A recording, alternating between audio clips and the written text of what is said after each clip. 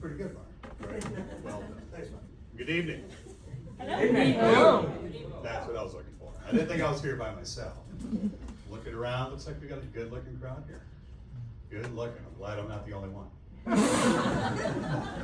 Lots of people. I see a lot of couples here. A lot of couples here. Got some married couples here. Yep. Anyone here married more than once? How many people would never fucking do that again? You may not believe this, but I was married once, and I will never fucking do that again, ever. You know, one of the big elements of marriage is to share. Well, I'm an only child. I don't know what that is. I also married an only child, so there was no way that was going to work. No way at all. And it didn't. Now, once I was free of that contract, life got a little better. But there was some takeaways from marriage. There's always a takeaway from something, right? There's always a silver lining. And for one, I didn't learn to appreciate things that I didn't have, like wealth. By wealth, I mean money. By money, I mean just cash. Used to have those debates of, should I put gas in the car to drive to work today, or should I smoke? If I get fired, I get paid tomorrow, so.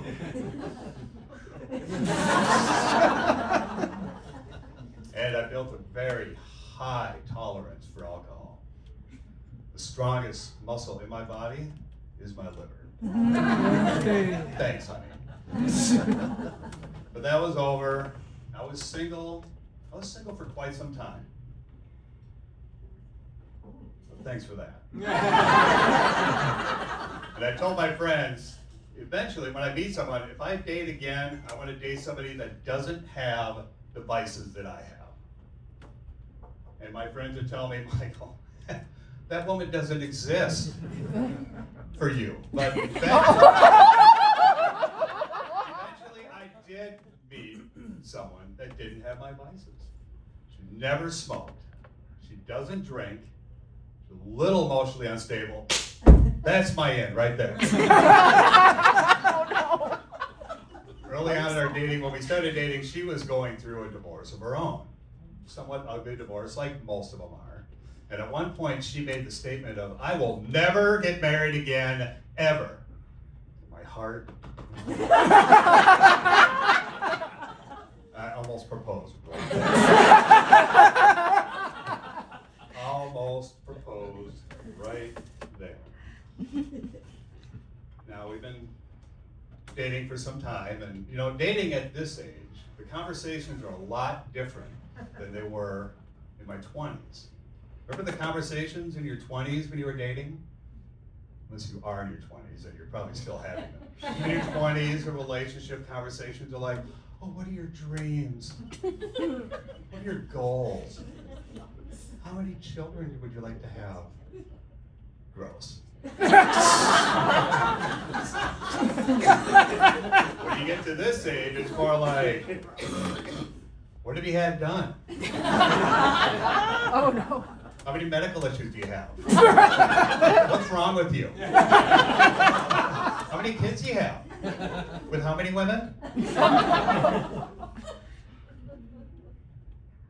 Most of my friends were shocked that I was able to get the relationship that I am. And they asked, well, how the hell did you land that, Michael? It's like, you know, I do have some attributes, thank you very much. She's aware, she's oblivious to most of them, but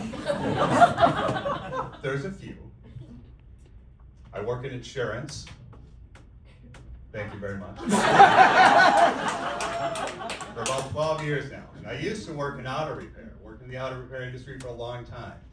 And she said, so you deal with car repair and insurance, the two most horrible fucking things on planet Earth, and you're an expert? Oh, you're not going anywhere. She almost proposed right there. And of course, at this age, the medical conversations always come up, right? You know, what's wrong with you?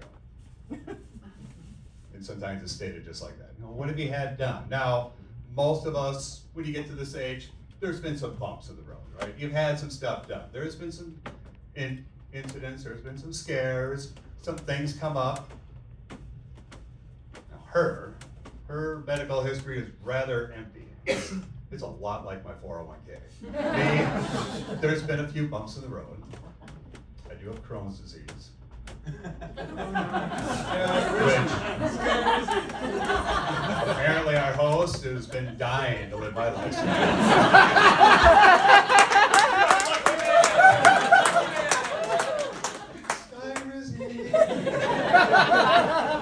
Where's Danny? I thought we were gonna go to the beach and play frisbee. Oh, sweetheart, he's in the bathroom still. He should be out in about an hour. So yeah, I've had some medical stuff, and as many of us have, there's been some surgeries, there's been some scares, there's been some stuff, and typically you never want to repeat any of those things, ever. I never want to go through that again, ever, ever. Am I right, or am I right? Right. Right, never. But there is one procedure that if I had to do it again, I would do it again.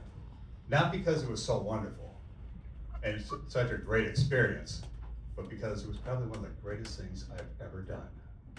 Now, many medical procedures, they have a very technical name, like they all do, and this one is no exception.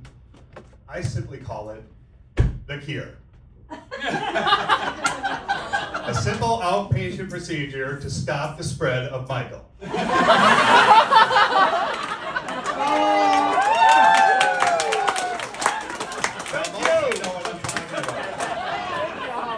And some of you have probably had the cure. And others are terrified of the cure. And some of you in the audience can't get the cure. You have to get something else. Terrified of the cure. But I tell you, any procedure that can turn procreation into recreation, shit, I am all in. I'd do it twice a year if I had to. It's like an oil change. It's been over 3,000 miles. I hope nothing bad happened. Now, not that, as I mentioned, not that this procedure is a pleasant one. Oh, it's not. And those who know, they know. Let me explain. So you go in, and first you have to lay on this padded bench. You gotta lay back, and you have to put up your feet in these things called stirrups. Now, this is a procedure for men only, so ladies, fortunately, you will never have to experience anything like this in your entire life.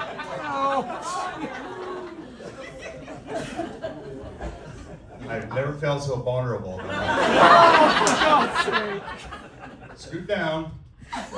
Scoot. Then it begins. The doctor uses this tool called a cauterizer. A cauterizer is like a combination of a welder and a plasma cutter all in one tool. It welds, it cuts. Down here. Where nobody belongs.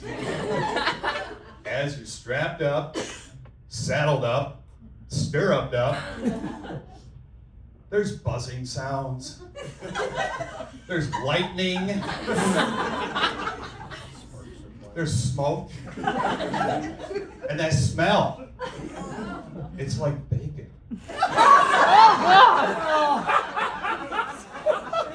But it's not. I don't remember much. I'm pretty sure I blacked out. In spite of all the trauma, the horror, and the whole physical dysfunction of surviving that, I'd do it again. Any frickin' time. You guys have been awesome. Thank you very much.